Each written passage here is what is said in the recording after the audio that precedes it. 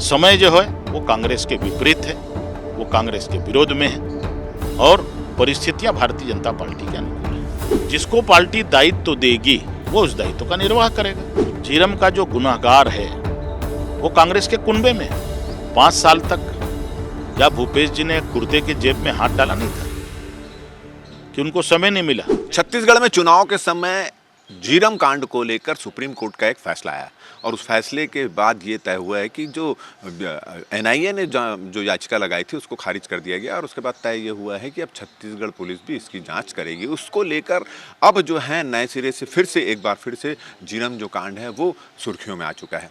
हमारे साथ नेता प्रतिपक्ष नारायण चंदेल यहाँ पर मौजूद हैं। सुप्रीम कोर्ट का जो फैसला आया और उसके बाद सवाल ये उठने लगे हैं कि आपकी भी भारतीय जनता पार्टी की सरकार 15 साल मतलब घटना के बाद से रही, उसके बाद उन्होंने जांच नहीं की और झीरम और आपको पर यह भी आरोप लगे हैं कि आप लोग इसको लेकर इसकी जांच को लेकर कोर्ट भी गए थे। इस तरह की बात हो रही है, क्या कहना है?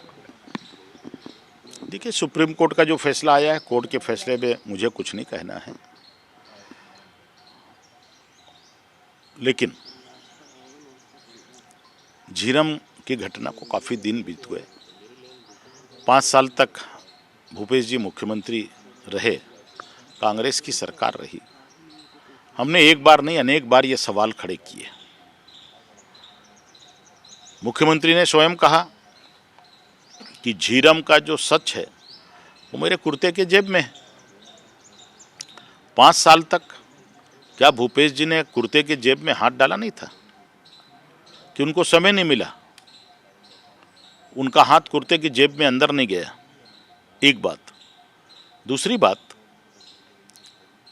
झीरम का जो सच है, झीरम का जो गुनाहगार है वो कांग्रेस के कुनबे में।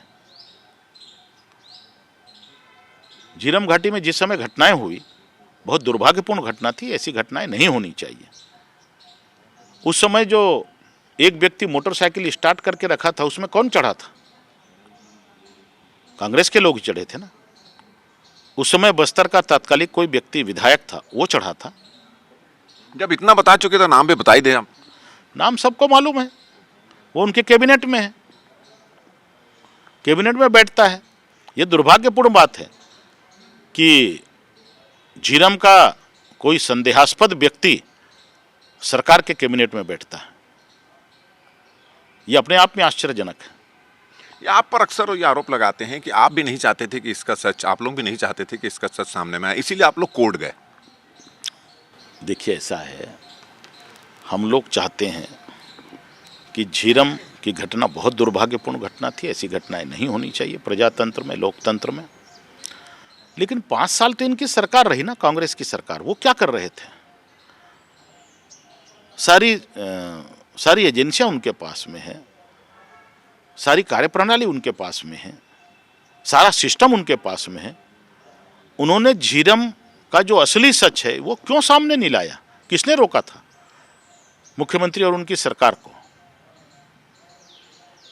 तो हम तो कहते हैं कि झीरम का जो भी गुनाहगार है वो कांग्रेस के कुनबे के अंदर है। चलिए, आप लोग चुनाव, दोनों चरण के चुनाव निपट चुके हैं, 3 तारीख को मतदान होने वाला है और आप लोग खुद भी ये बोल रहे हैं, जिस तरह के आसार भी नजर आ रहे हैं कि भारतीय जनता पार्टी बहुमत के साथ सरकार बनाएगी। हालांकि आंकड़ों के बारे में आप लोग बोलने से थोड़ा सा बच रहे हैं। अब ऐसी स्थिति में नेता प्रतिपक्ष की भूमिका में आप थे, इस स्थिति तक पहुंचाने में आपका भी बहुत महत्वपूर्ण योगदान रहा। अब बहुमत आ जाता है तो सीएम का चेहरा एक आप भी रहेंगे। देखिए, बहुमत आ जाता है नहीं, बहुमत आ रहा है। भारतीय जनता पार्टी की सरकार छत्तीसगढ़ में स्पष्ट बहुमत के साथ में बनने वाली है। एक बात। दूसरी बात कि मुख्यमंत्री कौन बनेगा, हमारी विधायक दल की बैठक होगी निर्वाचन के बाद, परिणाम आने के बाद विधायक दल की बैठक में जो तय होगा और हमारी संसदीय बोर्ड, पार्टी हाईकमान जिसको तय करेगा वो मुख्यमंत्री बन जाएगा। हमारे लिए ये कोई विषय नहीं है। जिसको पार्टी दायित्व देगी वो उस दायित्व का निर्वाह करेगा। एक चीज़ और है कि बहुत सारे नेताओं के बयान आए और आप लोग का भी आकलन है कि 52 से 55 सीट आप लोग पाके सरकार बनाएंगे, ऐसा ज़्यादातर लोगों की बात आ रही है। इस पर मुख्यमंत्री भूपेश बघेल ने चुटकी ली कि जब भारतीय जनता पार्टी पूरे चरम पे थी, है नहीं, तो उस समय 55 सीट नहीं आ पाई, 52 सीट नहीं आ पाई, तो अब कैसे आएगी? देखिए, मुख्यमंत्री ना कोई ज्योतिष है ना हम लोग हैं। समय, काल और परिस्थितियां इस बात का निर्माण करती हैं। समय जो है वो कांग्रेस के विपरीत है, वो कांग्रेस के विरोध में है, और परिस्थितियां भारतीय जनता पार्टी के अनुकूल है। अभी चुनाव निपटा है, निश्चित रूप से जब चुनाव होता है तो भीतरघात भी होता है, पार्टी के कुछ लोग विरोध में भी काम करते हैं। इसको लेकर कांग्रेस ने समीक्षा शुरू कर दी, एक्शन लेना भी शुरू कर दिया है। हालांकि वो ये भी बोल रहे हैं कि जो प्रत्याशी जीत कर आएंगे और वो उन सबसे पहले राजीव भवन आए और कहीं इधर उधर ना जाए, इस तरह की बात भी हो रही है। तो भीतरघातियों के खिलाफ और ये चुनाव में जो हुआ है उसको लेकर समीक्षा कुछ करने वाले हैं आप लोग, कब तक हो पाएगा? कांग्रेस को यह आशंका है क्या उनके प्रत्याशी भाग जाएंगे?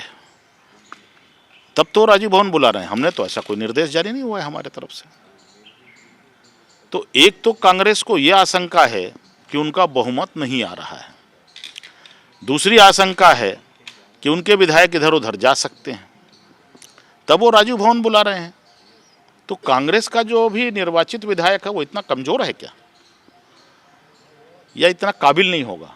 नहीं, क्योंकि उनको आशंका इस बात की है कि अमित शाह पूरा चुनाव का कमान संभाले हुए थे और अमित शाह जोड़ तोड़ करके सरकार बनाने में माहिर है, क्योंकि मध्य प्रदेश में ऐसा हो चुका है। इस बात से आशंकित है। ऐसे कुछ जैसे लोग ये भी बोल रहे हैं कि 40 भी अगर आपके पास आएगी तो भी सरकार बना देंगे, ऐसी जनमानस में चर्चा है। जी, अमित शाह जी तो पूरे देश के नेता हैं, वो सिर्फ छत्तीसगढ़ के नेता थोड़ी हैं। और अमित शाह जी पूरे देश में जहाँ भी चुनाव होता है वहाँ की कमान संभालते हैं। वो भारत सरकार के गृह मंत्री, हमारे पूर्व राष्ट्रीय अध्यक्ष हैं। एक बात।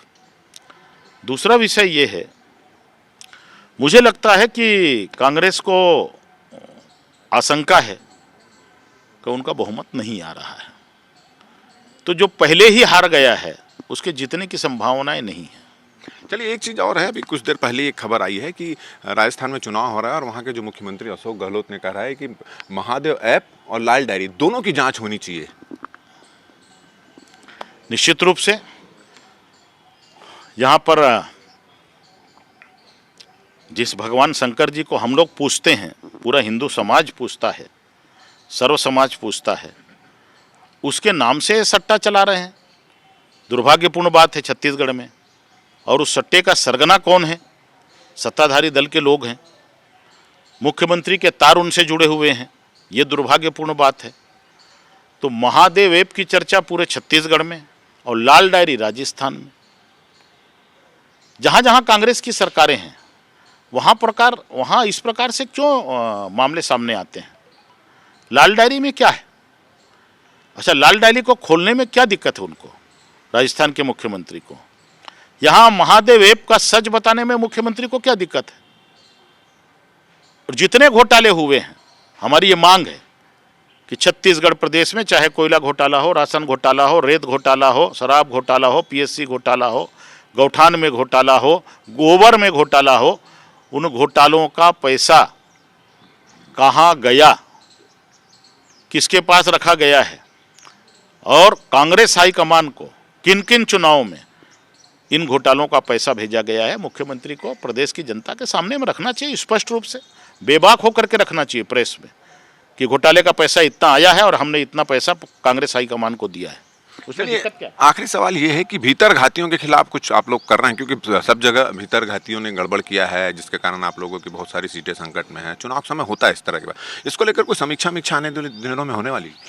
चुनाव परिणाम आ जाए उसके बाद में जहाँ जहाँ से ऐसी कुछ बातें आएंगी, पार्टी फोरम में इस पर बात होती है। चलिए, स्पष्ट बहुमत की बात तो आप आंकड़े बता नहीं रहे हैं। आप कितने वोट से जीत रहे हैं अपने क्षेत्र में? बड़े अंतर से। चलिए, तो बड़ी सफाई से ना तो बहुमत का ये आंकड़ा बता रहे हैं, ना अपनी जीत का आंकड़ा बता रहे हैं, मगर आज उन्होंने एक बहुत गंभीर बात कही है कि जो कांग्रेस की सरकार, जो मुख्यमंत्री भूपेश बघेल लगातार जीरम का सबूत जेब में रखने की बात करते थे, उनको अपने बाजू में बैठने वाले अपने कुनबे, अपने मंत्रिमंडल के सदस्य जो उस जीरम कांड में जिनकी संदिग्ध भूमिका थी, उनकी जाँच करनी चाहिए। और साथ ही साथ उन्होंने उस घटना का भी जिक्र किया कि जीरम कांड के बाद उनके मंत्रिमंडल का एक शख्स जो मोटरसाइकिल लेकर गया था, उस मामलों की जाँच क्यों नहीं हुई। तो जीरम का मामला एक बार फिर से गर्माता जा रहा है और नेता प्रतिपक्ष के बयान के बाद निश्चित रूप से इसमें और गर्माहट आएगी। हमारा ये वीडियो अगर आपको अच्छा लगा तो आज इसको ज़्यादा से ज़्यादा शेयर करें, सब्सक्राइब करें, हमको अपने सुझाव भी जरूर भेजें और मुझे और मेरे कैमरामैन अजय गुज्जर को दे इजाज़त। नमस्कार।